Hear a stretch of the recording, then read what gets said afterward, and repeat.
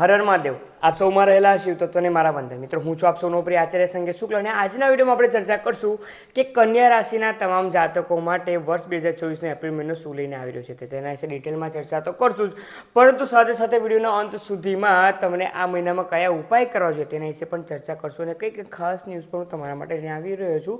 તેના કારણે જ કહું છું કે વિડીયોના અંત સુધી જરૂરથી બન્યા રહેજો. કન્યા રાશિ એટલે કે જે કોઈ પણ જાતકોનું નામ પ ઠ અણ આ ત્રણ મૂળાક્ષરથી શરૂઆત થાય છે ને તેની થાય છે કન્યા રાશિ.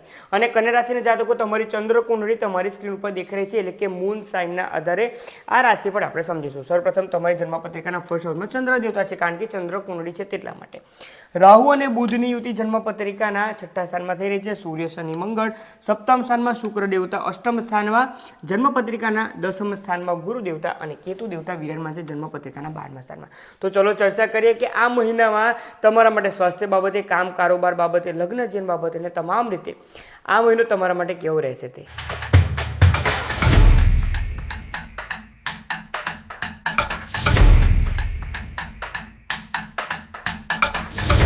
તો કન્યા રાશિના તમામ જાતકો સર્વપ્રથમ આપણે ચર્ચા કરીએ તમારા સ્વાસ્થ્ય બાબતે. તમે જોશો તો તમારી રાશિના સ્વામી બુધ દેવતા કોના ઇન્ફ્લુઅન્સમાં છે? ગેંગસ્ટર રાહુ દેવતાના ઇન્ફ્લુઅન્સમાં છે, અને તે પણ જન્મપત્રિકાના છઠ્ઠા સ્થાનમાં. 11 એપ્રિલ સુધી તે ત્યાં જ રહેવાના છે. 11 એપ્રિલ સુધી તમારે તમારા પેટને લગતી જે કોઈ પણ સમસ્યા છે, વાયુને લગતી કોઈ પણ સમસ્યા છે, એટલે કે ગેસ્ટ્રિક ઇસ્યુને તમામ સમસ્યા વધી શકે છે. અને તેના કારણે જ ફક્ત ગેસની તકલીફ પેટમાં જ નથી થતી, તેના કારણે તમારી બોડીમાં તમને કંઈક વધારે ગભરામણ થઈ રહી છે, ચક્કર આવી રહ્યા છે, ઉન્માદ થઈ રહ્યો છે. આ તમામ પ્રકારનું જે ભ્રામક સિચ્યુએશન છે ને તે 11 એપ્રિલ સુધી રહેવાના પૂરેપૂરા સંજોગો બની રહ્યા છે. તેથી જ જો તમને 1 થી 11 એપ્રિલ સુધીમાં જો આ પ્રમાણેની કંઈ તકલીફ થાય તો કોઈક સારા ડૉક્ટરને કન્સલ્ટ કરી લેવું વધારે સારું છે, કારણ કે તેના કારણે તમે ખોટા ભ્રમમાં રહીને વધારે તકલીફ તમને માનસિક રીતે ન થઈ જાય ને તેની કાળજી રાખવાની છે. 11 એપ્રિલ બાદ જે રાશિ પરિવર્તન થવાનું છે બુધ દેવતાનું, અને બુધ દેવતા આવી રહ્યા છે જન્મપત્રિકાના સપ્તમ સ્થાનમાં. અને તેના કારણે ક્યાંક ને ક્યાંક તમારું જે ભ્રામક સિચ્યુએશન જે થઈ હતી, એટલે કે આજે માથું દુખી રહ્યું છે, કે હાર્ટમાં પેઇન થઈ રહ્યું છે, પગમાં દુખાવો થઈ રહ્યો છે, પેટમાં તકલીફ થઈ રહી છે, તે તમામ જે ભ્રામક સિચ્યુએશન છે તે બંધ થઈ જવાની છે. ગેસ્ટ્રિક ઇસ્યુ તો પૂરા મહિના દરમિયાન રહેવાનો છે, પરંતુ જે ડર જેવું હતું ને કે મને કંઈક થઈ જશે, તે મહિનાના 11 એપ્રિલ બાદ તે ધીમે ધીમે લોઅર થઈ શકે છે અને તમારો બાકીનો મહિનો સાથે પસાર થઈ શકે છે. તેથી આ મહિનામાં તમારી બોડી, તમારું માઇન્ડ તમારા સાથે સ્વાસ્થ્ય બાબતે કંઈક ગેમ રમી રહી છે, તે પ્રમાણેના સંજોગો બની રહ્યા છે. તેનાથી ખાસ સાચવવાનું છે, પોતાનો કોન્ફિડન્સ વધારે રાખવાનો છે કે મારી બોડી ઘણી સારી છે અને હું હેલ્થ કોન્શિયસ બની રહ્યો છું. હેલ્થ કોન્શિયસ એકચ્યુઅલમાં બનવું પણ ખૂબ જ જરૂરી છે, જે આગળ સમજાશે. વાત કરીએ તમારા ધન બાબતે, ફાઇનાન્સ બાબતે જો ચર્ચા કરીએ, ફાઇનાન્સ સ્થાનના માલિક, સેકન્ડ હાઉસના માલિક શુક્ર દેવતા જન્મપત્રિકાના અષ્ટમ સ્થાનમાં છે 19 એપ્રિલ સુધી. 19 એપ્રિલ બાદ તે રાશિ પરિવર્તન કરીને આવશે તેમની પોતાની સ્વરાશિમાં, અને તે છે 9મા સ્થાનમાં, ભાગ્ય સ્થાનમાં. એટલે ક્લિયરલી સમજાય છે કે ભાગ્ય બાબતે, રોકાયેલા નાણાં બાબતે કે કંઈ પણ તકલીફ હતી ધનને લગતી, 19 એપ્રિલ બાદ તમને તેમાં ઘણું સારું સફળતા મળવા જઈ રહી છે. પરંતુ 19 એપ્રિલ પહેલાં જો હું તમને કહું ને તો સૂર્ય દેવતા 14 એપ્રિલે ત્યાં તેમને જોઈન કરવા જઈ રહ્યા છે. કોઈક એ પ્રમાણેની ગવર્મેન્ટની સ્કીમ હોય કે જેમાં તમે પાસમાં ઇન્વેસ્ટ કર્યું હોય, કોઈક તમારું કાર્ય છે કે જે ઘણા સમયથી રોકાઈ રહ્યું છે, અને તે કોઈ પણ જો કાર્ય હોય તો 11 થી 19 એપ્રિલ દરમિયાન તમને તેમાં મોટો લાભ થઈ શકે છે. ને અચાનક કોઈક ને કોઈક રીતે તમને ધન લાભ થયો છે, તે પ્રમાણે સંજોગો બની રહ્યા છે. જો તમારી કોઈક જૂની મેટર હતી કે કોઈના પાસેથી પૈસા લેવાના પણ બાકી હતા, થોડું તમે પ્રેશર કરશો ને સામેથી તે તમને મળી શકે છે. તેથી આ મહિનો ફાઇનાન્શિયલ વાઇઝ 11 એપ્રિલ બાદ તમારા માટે ઘણો સારો છે. 1 થી 10 એપ્રિલ દરમિયાન થોડી તકલીફ રહેશે કે કયા પ્રમાણે પૈસા થોડાક ભેગા કરવાના છે, તે પ્રમાણે સિચ્યુએશનમાં રહેશો, પરંતુ 11 એપ્રિલ બાદ તે તમામ સંજોગો ઘણા સારા થઈ શકે છે. આ મહિના દરમિયાન ફાઇનાન્શિયલ વાઇઝ તમારા ભાગ્યનો પણ સાથ સહકાર મળી રહ્યો છે. જો તમે જોબ કરી રહ્યા છો તો તેમાં પણ ઇન્ક્રીમેન્ટ પ્રમોશનનો જો ટાઈમ હતો તો કોંગ્રેચ્યુલેશન્સ, તમારા ઘણા સારા સંજોગો બની રહ્યા છે. બીજા લોકોની વાત છોડો, તમને તે લોકો કરતાં ઘણું સારું કંઈક ને કંઈક ફળ મળવા જઈ રહ્યું છે. તે પ્રમાણેની સિચ્યુએશન મહિનાના અંતમાં થવા જઈ રહી છે, અને 11 એપ્રિલ બાદ જ આપણે સમજીએ તો ત્યારબાદ જ સંજોગો બની રહ્યા છે.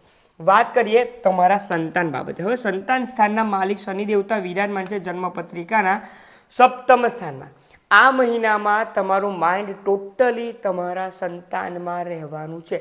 સંતાન શું કરી રહ્યા છે, શું ભણી રહ્યા છે, તેમની કોઈક એક્ઝામ છે કે તેમનું એડમિશન છે, કંઈ પણ તમારું ધ્યાન તમારા સંતાનમાં રહેશે. ઇવન જો કોઈ તમે ઇન્સ્ટાગ્રામ યુટ્યુબ પર કોઈ ખરાબ સમાચાર જોશો કે કોઈકના સાથે કંઈક દુષ્કર્મ થયું છે કે કંઈ પણ, તો પણ તમને પહેલાં ચિંતા થશે કે મારા સંતાન સાથે આવું ન થવું જોઈએ ને. આ પ્રમાણેની સિચ્યુએશન પૂરા મહિના દરમિયાન રહેવાની છે. તેથી સંતાનની એક્સ્ટ્રા કેર કરો, હું તે ના નથી પાડતો, પરંતુ ઓવર પોઝેસિવ થવું ને તે પણ તકલીફદાયક સાબિત થઈ શકે છે. તમારા સંતાન પણ કહેશે કે બસ મારી વધારે ચિંતા ના કરો, મને પણ આવડે છે, હું પણ મેચ્યોર છું. જો તે એજ સુધી પહોંચી ગયા છે તો જ હું કહી રહ્યો છું. પરંતુ સંતાન પર આ મહિનામાં તમે ખૂબ વધારે ધ્યાન, તમારું ટોટલી ફોકસ સંતાન પર જ આપી રહ્યા છો ને, તે પ્રમાણેની સિચ્યુએશન જ બની રહી છે. તે પ્રમાણે કરશો તો પણ સારું છે. સંતાનનું ચિંતા કરવું એ દરેક મા બાપનું, દરેક માતા પિતાનો ધર્મ છે, તે કરવો જ જોઈએ. પરંતુ વધારે ચિંતામાં આવીને તમે તમારું નુકસાન કંઈ ના કરી નાખો ને, કે વ્હીકલ ચલાવી રહ્યા છો કે જોબ પર કામ કરી રહ્યા છો ત્યારે તમારો ફક્ત તન ત્યાં છે પરંતુ મન તમારા સંતાનોમાં છે કે ઘરની કોઈક મેટરમાં છે, તે પ્રમાણના સંજોગો બનવાના અણસાર આ મહિના દરમિયાન દેખાઈ રહ્યા છે. વાત કરીએ તમારા રેગ્યુલર ઇન્કમ બાબતે, એટલે કે જોબ બાબતે, ડેલી ઇન્કમ બાબતે જો કહું ને તો રાહુ અને બુધ ત્યાં વિરાજમાન છે.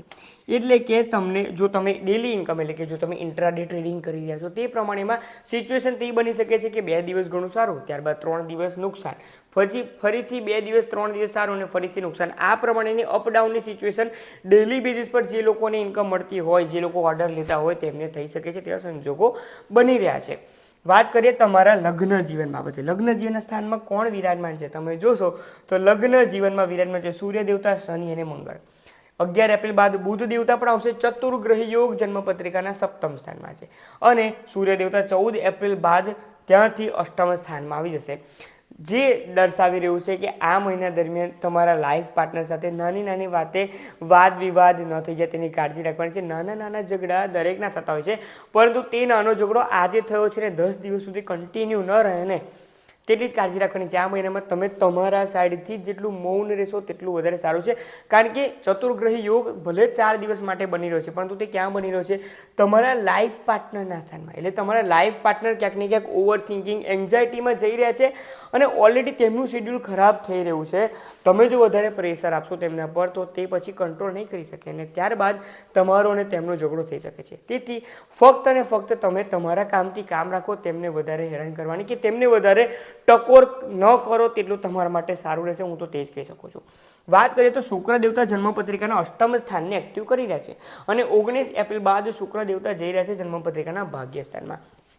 બૃહદ પરાશર હોરાશાસ્ત્રમાં કહેવામાં આવ્યું છે કે શુક્ર દેવતાજી જે બીજું સ્થાન હોય છે તેનું પણ તમારે ફળ સાથે જ માનવું જોઈએ.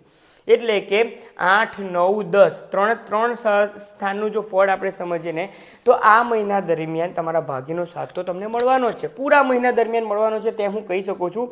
અને મેં તે પણ તમને કહ્યું છે કે જો તમે જોબમાં તમારું ઇન્ક્રીમેન્ટ, પ્રમોશનનો ટાઈમ છે ને તો બીજા લોકો કરતાં તમને તો ઘણું સારું મળવા જઈ રહ્યું છે.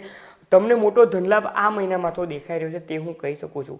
સાથે જ જો 10મા સ્થાને એટલે કે તમારા જન્મપત્રિકાના કરિયરને પણ જો આપણે સાથે સાથે જો વિચાર કરીએ તો ગુરુ દેવતા ત્યાં છે, માર્ગી અવસ્થામાં આવી ગયા છે, જે ક્લિયર ઇન્ડિકેટ કરી રહ્યું છે કે તમે તે પ્રમાણેનું આ મહિના દરમિયાન કામ કરી શકો છો ને, કે તમારા સિનિયર હોય, તમારી સાથે કામ કરતા લોકો છે તે ક્યાંક ને ક્યાંક તમારા પર જેલસ ફીલ કરી રહ્યા છે કે ભાઈ તમારે કામ કરવું છે તો કરો, અમને પણ તે તમારી સાથે ખેંચીને જાઓ.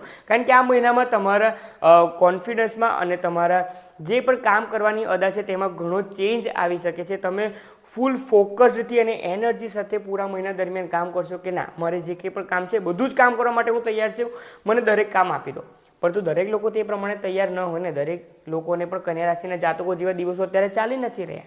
તેથી જ કહું છું તમારે જે કામ કરવું છે ને તેના પ્રત્યે ફોકસ રહો, બીજા લોકોને પણ આગળ લઈ જવા છે મારા સાથે તે વિચારસરણી આ મહિના દરમિયાન સાઈડ પર રાખો તેટલું વધારે સારું રહેશે. નહીં તો તેમના દ્વારા કરવામાં આવેલી ભૂલના કારણે તે ભૂલના શિકાર તમે ન બની જાઓ, તે ખાસ કાળજી રાખી લેવી જરૂરી છે. તો એક રીતે જોવા જઈએ તો વર્ક પ્લેસ પર ઘણું સારું છે, ભાગ્યનો સાથ વધારે છે, ધન લાભ દેખાઈ રહ્યો છે, લાઈફ પાર્ટનર સાથે થોડુંક તકેદારી રાખવી જરૂરી છે, સંતાનનું પણ ઘણું સારું છે. એક રીતે જોવા જઈએ તો આ મહિનો તમારા માટે 7.5 ઓર 8 આઉટ ઓફ 10 એટલે કે 75 to 80% જેટલો તમારા માટે સારો છે. બાકીના 20% માટે શું કરવાનું છે તેના વિશે જો હું તમને કહું તો કેતુ દેવતા જન્મપત્રિકાના 12મા સ્થાનમાં છે. એટલે પ્રથમ ઉપાય કોઈ પણ દેવી શક્તિનું મંદિર હોય, મહાદેવનું, હનુમાનજીનું, વિષ્ણુ અવતારનું, કોઈ પણ ઘરની નજીકમાં જે મંદિર છે મંદિરમાં અવશ્ય તમારે દરરોજ વિઝિટ કરવાની છે. ફક્ત જઈને એક લોટો જળ ચડાવીને આવશો ને મહાદેવને તો પણ ચાલશે, પરંતુ આ મહિના દરમિયાન તમારે તે કરવું ખૂબ જરૂરી છે.